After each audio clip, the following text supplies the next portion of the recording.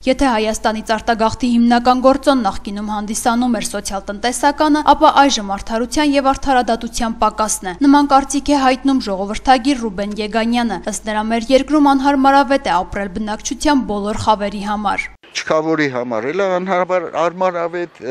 մանր միջին բիզնեսի համար էլ առանձնապես փայլուն չէ որևէ դեղատոմս, որ ասեմ այս արվի։ Ուրեմն պետք է համակարգային, համալիր բարեփոխումներ բոլոր կյանքի բոլոր բնագավառներում։ Աշխատանք չկա, իսկ վերջին շրջանի թանկացումները եւս նպաստում են արտագաղթին։ Գիտակցելով օտար հողում սպասվող անակնկալներն ու դժվարությունները, հայաստանցիները միևնույն է հեռանում են։ Ցնցող բան է, մարդիկ ստեղից գնում են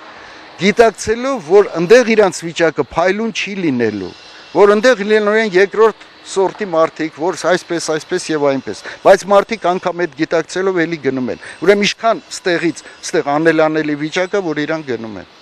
Քաղաքացիական ակտիվիստ Անիկ Աղինյանի խոսքերով դատական համակարգը չի գործում, պետական հիմնարկները կոռումպացված են, քաղաքացին չի կարողանում պաշտպանել իր իրավունքները։ Նրա համոզմամբ արտագաղթը խթանող կողմերից է նաև Ռուսաստանի Դաշնությունը եւ տպավորությունն այնպիսին է, որ նրանք փորձում են հայաթափել մեր երկիրը։ Միշտ Ռուսաստանին ընկալել են որպես մեր դաշնակից պետություն, բայց այս վերջին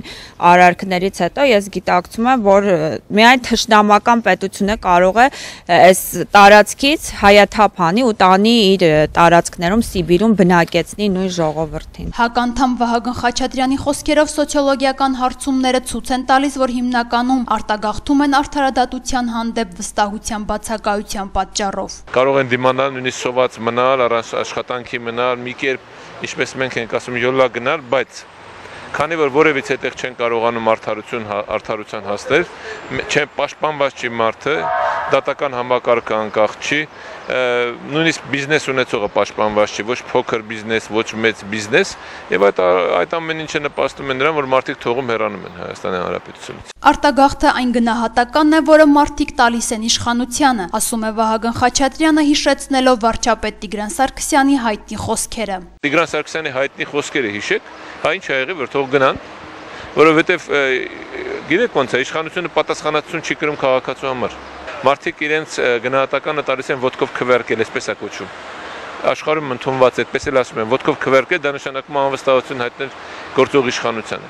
Իրանք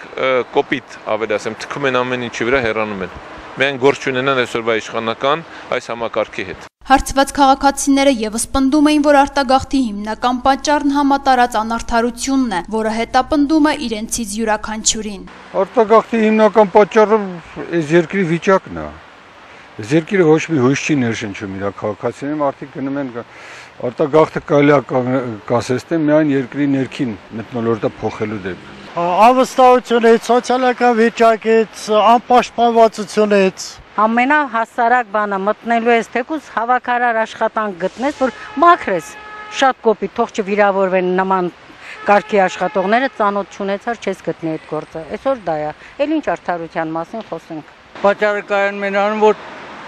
անիրավ են հիմնականում, նրանց խոսքը չի անցնում։ Հականդամ Վահագն Խաչատրյանի խոսքերով այս իրավիճակի պատասխանատուն հենց իշխանություններն են, եւ եթե յուրաքանչյուր անհատ պետության համար արժեք չհամարվի, ապա ժողովրդագրական աղետը տարիներ անց անխուսափելի կլինի։ Լյուդմիլա Գարեգինյան, Գոռ Հովհաննիսյան, Գալանյուզ։